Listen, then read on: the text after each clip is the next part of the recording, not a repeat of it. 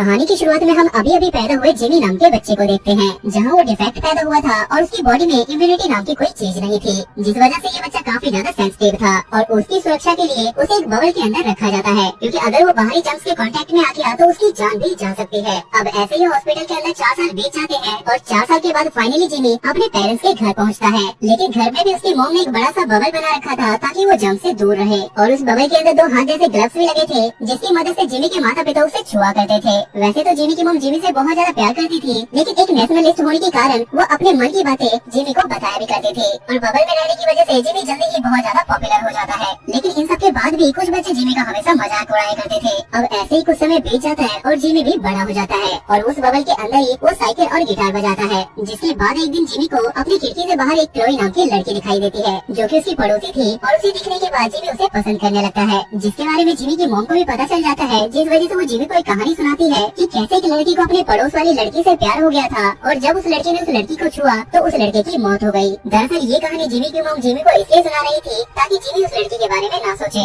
लेकिन क्लोई को भी इस चीज के बारे में पता था कि जिमी उसे पसंद करता है। अगली सुबह जब जिमी सो के उठता है तो उसे इन्फेक्शन हो जाता है, लेकिन इससे पहले वो इसके बारे में कुछ समझ पाता, क्लोई उसके घर आ जाती है और वो जिमी से मिलने के लिए आई थी। अब किसी लड़की को पहली बार इतनी पास से देखने के बाद जिमी काफी ज्यादा नर्वस हो जाता है, लेकिन ये दोनों बात करने के बाद यहाँ पे अच्छे दोस्त बन जाते हैं। इन दोनों की फ्रेंडशिप जिमी की मॉम को बिल्कुल भी पसंद नहीं थी, लेकिन इसके बाद भी वो यहाँ पे कुछ भी नहीं कर सकती थी, और धीरे धीरे जिमी और क्लोई लगातार मिलने लगते हैं और इन दोनों में प्यार हो जाता है। उसके कुछ दिनों बाद एक दिन क्लोई का बर्थडे आता है और वो रात में शराब पी के जिमी के घर पे पहुँच जाती है, और वो जिमी से कहती है कि मैं तुमसे दूर नहीं रह सकती और मुझे बबल के अंदर आना है, जिससे जिमी उसे ऐसा करने से मना करता है, जिस बात से क्लोई बुरा मान के वहाँ से चली जाती है। उसके कुछ दिनों बाद क्लोई जाके एंगेजमेंट कर लेती है, और वो जिमी के पास आके जिमी को बताती है कि मेरी एंगेजमेंट हो चुकी है और जल्द ही मेरी शादी हो जाएगी। हालांकि ये बात क्लोई को भी बुरी लग रही थी, लेकिन वो जानबूझ के जिमी को चिढ़ाने के लिए ये सब कुछ कर रही थी, और क्लोई जिमी को एक गिफ्ट देके वहाँ से चली जाती है, और जब जिमी उस गिफ्ट को खोलता है तो उसे पता चलता है कि उसके अंदर आई लव यू लिखा है, जिसे देखने के बाद उसे भी समझ में आ जाता है कि क्लोई भी उसे प्यार करती है, और वो डिसाइड करता है कि वो किसी भी तरीके से इस बबल से बाहर निकल के नायरा फॉल्स जहाँ पे उसकी शादी होने वाली है वहाँ पहुँच के वो उसकी शादी को रोके उसे अपना बना लेगा, जिस वजह से जिमी किसी न किसी तरीके से एक पोर्टेबल बबल बना के अपने घर से निकल जाता है। तो वो बस स्टैंड पे पहुँच के टिकट लेता है, जहाँ पे उसे पता चलता है कि उसके पास तो पैसे ही नहीं है, जिस वजह से उसे वहाँ पे टिकट नहीं मिलती। तभी वो अचानक से रास्ते में एक बस से टकरा जाता है, लेकिन उसे बिल्कुल भी चोट नहीं आती। तब बस के अंदर वाले लोग बस से बाहर निकलते हैं और वो जिमी को उठाते हुए कहते हैं कि हम तुम्हें लिफ्ट देने में तुम्हारी मदद करेंगे। उसके थोड़ी देर बाद हमें पता चलता है कि उस बस में बैठे सारे लोग एक अलग कल्ट के मेंबर हैं, और जब जिमी उनके रिलीजन पे सवाल उठाता है तो वो लोग गुस्से में जिमी को उठा के बस से बाहर फेंक देते हैं, और उसके बाद वो बस अपनी डेस्टिनेशन पे पहुंच जाती है, जहां पहुंचने के बाद वहां पे उनका लीडर उन्हें बताता है कि तुम्हारे बीच अगर कोई आदमी आए जो ग्रो करता हो वही तुम्हारा मसीहा है, और उनके मसीहे की आकृति बिल्कुल जिमी की तरह थी, जिसे देखने के बाद उन सभी को समझ में आ जाता है कि जिसे इन लोगों ने रास्ते में उठा के फेंका है दरअसल वही इनका मसीहा है। वही दूसरी तरफ हम जिमी को देख पाते हैं और उसके पास एक फिल्म नाम का बाइकर आता है, जिसे देखने के बाद जिमी उसे अपनी पूरी लव स्टोरी सुना देता है, और ये सुनने के बाद फिल्म को भी अपनी गर्लफ्रेंड की याद आ जाती है, जिस वजह से वो जिमी को नायग्रा फॉल तक लिफ्ट देने के लिए मान जाता है। वही दूसरी तरफ हम जिमी की मॉम को भी देख पाते हैं, जिन्हें पता चल गया था कि जिमी घर छोड़ के भाग गया है, जिस वजह से वो अपने हस्बैंड के साथ मिलकर जिमी को ढूंढना शुरू कर देती है। इधर जिमी को फिल्म एक कसीनो के अंदर ले जाता है, जहाँ पे जिमी को भी काफी ज्यादा मजा आता है, क्योंकि आज से पहले उसने इतने सारे लोगों को एक साथ इतनी ज्यादा मौज मस्ती करते हुए नहीं देखा था। लेकिन जिमी के पास यहाँ पे बिल्कुल भी वक्त नहीं था, जिस वजह से वो एक छोटा सा स्कूटर लेके वहाँ से अकेले ही निकल जाता है। तब रास्ते में जिमी के पेरेंट्स भी जिमी को देख लेते हैं, और जिमी को पकड़ने के चक्कर में जिमी के पेरेंट्स की गाड़ी जिमी के स्कूटर से ठुक जाती है, और जिमी वहाँ से सीधा उड़ता हुआ एक ट्रेन के अंदर चला जाता है, जहाँ पे काफी ज्यादा अंधेरा था, और उस ट्रेन के अंदर जिमी को डॉक्टर फ्रैंक नाम का एक आदमी मिलता है, जो कि जिमी को बताता है कि हमारा मास्टर हमें गुलाम बना के रखता है और हमसे जबरदस्ती काम करवाता है। और जब जिमी को उस आदमी के पास ले जाया जाता है तो वहाँ से जिमी किसी तरीके से अपनी जान बचा के वहाँ से भाग जाता है, जिसके बाद जिमी एक रेस्टोरेंट में पहुँचता है, जहाँ पे उसे एक इंडियन आदमी दिखाई देता है, और वहाँ पे सभी लोग उसका मजाक उड़ा रहे थे। तब जिमी उसे बात करता है और वो जिमी को नायग्रा फॉल्स ले जाने के लिए तैयार हो जाता है। वहीं दूसरी तरफ जिमी के पेरेंट्स को